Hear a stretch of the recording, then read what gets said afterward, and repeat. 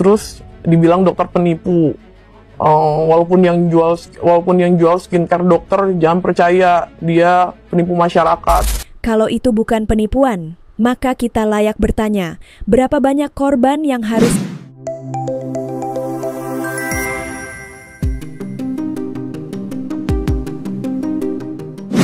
Dari pengakuan jadi pengalihan isu, dari bukti jadi drama. Ada masa ketika publik menanti kejujuran. Sebelum kita lanjut, terima kasih yang sudah like dan subscribe channel Fakta Populer. Semoga diberi kesehatan dan rezeki yang melimpah. Dari pengakuan jadi pengalihan isu, dari bukti jadi drama. Ada masa ketika publik menanti kejujuran, tapi yang datang justru pengalihan. Itulah kesan yang tertinggal setelah kemunculan Reza Gladys di podcast Denny Sumargo. Momen yang seharusnya menjadi ruang klarifikasi perlahan berubah menjadi panggung drama, dipenuhi dengan pernyataan-pernyataan yang membingungkan dan upaya setengah hati untuk mencari simpati. Cerita ini dimulai ketika Reza Gladys mengakui bahwa dalam kasus pemerasan dan tindak pidana pencucian uang yang menyeret Nikita Mirzani dan asistennya, dialah yang pertama kali menghubungi Dr. Oki. Ini penting, karena fakta itu menempatkannya sebagai pihak yang memulai komunikasi, bukan korban yang diseret tanpa kendali. Tak ada yang menyuruh, tak ada yang menjebak, bahkan ia mengakui adanya bukti chat dari Dr. Oki yang menyarankan untuk bersilaturahmi dengan Nikita Mirzani melalui asistennya.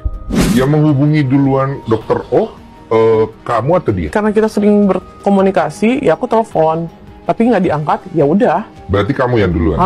Ki ini ditanya tujuannya untuk apa, aku juga bingung karena aku nggak ada masalah, nggak ada kepentingan. Terus Oki bilang aja mau silaturahmi. Lalu aku caps itu, terus aku kirim, ambil pesan yang dari Oki, terus aku kirim ke Mael, mau silaturahmi Mael. Tapi masalah yang lebih serius muncul dari produk yang ia pasarkan. Alih-alih mengakui bahwa produknya tidak memiliki izin edar, Reza justru membingkai produknya sebagai treatment eksklusif yang hanya dilakukan di klinik.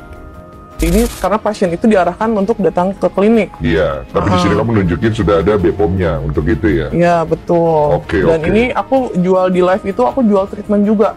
Jadi aku jual facial, jual treatment, misalkan ya seperti glowing booster cell, jual treatment botox. Lebih jauh, Reza berdalih bahwa selama ini tidak pernah ada keluhan dari konsumen.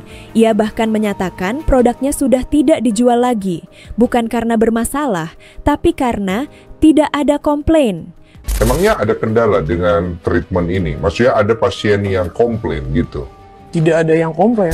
Namun, faktanya berkata lain. Beredar rekaman pengakuan Reza sendiri bahwa ada pasien yang mengeluh setelah menggunakan produknya.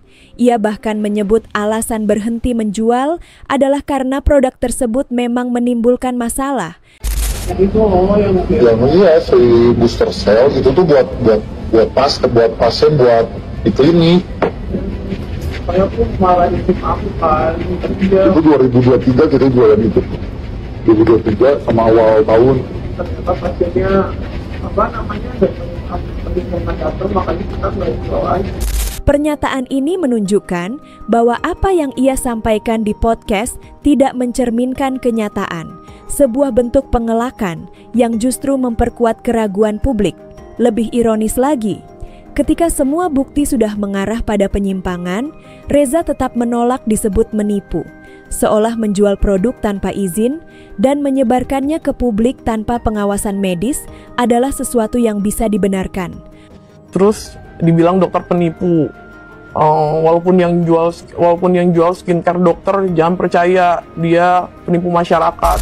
Kalau itu bukan penipuan, maka kita layak bertanya, berapa banyak korban yang harus jatuh dulu baru seseorang bisa disebut penipu di negara ini?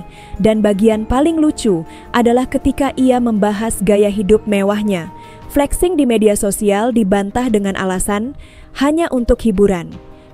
Ya sebenarnya kan ini di media sosial mungkin kita butuh hiburan ya kok ya.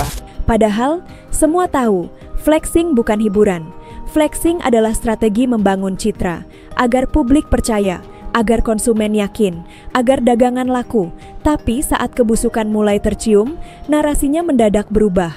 Bukan pamer, tapi hiburan. Bukan salah, tapi disalahpahami. Seluruh podcast itu pada akhirnya hanya menjadi arena cuci tangan. Air mata jadi alat kesedihan, jadi tameng drama, jadi perisai untuk menolak fakta. Dan yang sedang Reza Gladys pertontonkan bukan klarifikasi, tapi seni halus bermain sebagai korban dalam cerita yang ia ciptakan sendiri. Dan akhirnya, alih-alih mendapat simpati dari masyarakat, yang terjadi justru sebaliknya. Ribuan komentar negatif membanjiri kolom komentar di video podcast Denny Sumargo. Ini bukan sekadar reaksi spontan. Ini tanda bahwa publik sudah jenuh dengan narasi yang tidak jujur. Masyarakat sekarang tidak mudah lagi digiring ke sana kemari. Mereka bisa membedakan siapa yang bicara berdasarkan fakta dan siapa yang sedang bermain sebagai korban untuk menutupi kesalahan. Berita tersebut menjadi perbincangan netizen. Inilah tanggapan netizen di media sosial. Gimana kalau menurut kalian, gengs? Tulis pendapat kalian di kolom komentar ya. Tadi Anda sudah mendengarkan adanya penetapan dari Majelis Hakim, di mana menurut Majelis Hakim sesuai dengan hukum acara perdata, pencabutan bisa dilakukan tanpa perlu persetujuan dari para pihak karena belum ada jawab-menjawab.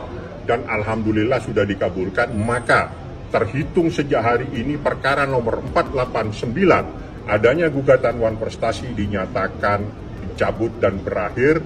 Kita juga mempelajari dan dia sepakat, Bang, kita sepakat aja, Bang, kita konsentrasi dulu di sini dulu. Jadi kita konsentrasi, kita lebih banyak diskusi masalah pidana sekarang. Yang awalnya kita mengajukan gugatan Wan Prestasi dan alhamdulillah sudah dicabut dan dikabulkan oleh Majelis Hakim. Jadi terhitung hari ini sudah tercoret dari register Pengadilan Negeri Jakarta Selatan atas adanya gugatan Wan Prestasi nomor 489 seperti itu. Karena pidana itu menyangkut kebebasan. Pidana itu terkait dirinya Nikita Mirzani. Jadi kita mau ke sana, ayo Nik, kita fokus ke sini. Perdata itu walaupun dia pun tidak akan hilang persoalannya. Ya. Tidak ada perjuangan, dalam perjuangan itu tidak boleh ada penyesalan. Tapi harus yakin perjuangan itu pasti akan kita capai keberhasilan sekarang, besok atau besok lusa. Pasti akan berhasil, mungkin tertunda keberhasilannya, itu saja. Tanggal 7 Agustus 2025 akan dihadirkan saksi ahli dalam persidangannya Nikita Mirzani. Wadidaw, keterangan saksi-saksi ahli yang akan membuat Nikita Mirzani semakin ternganga-nganga dan merasa kagak nyambung. Ya iyalah kagak nyambung, secara pokok perkaranya ini adalah kasus pemerasan. Namun Nikita Mirzani selalu membahas tentang produk. Waduh. Nah, intinya secara tidak langsung Nikita Mirzani sendiri membenarkan adanya kasus pemerasan. Nikita Mirzani sendiri pun tidak pernah menyangkal tentang kasus pemerasan. Ia selalu memframing dengan kasus produknya Dr. Reza. Waduh, tambah gila ini Nikibul. Waduh.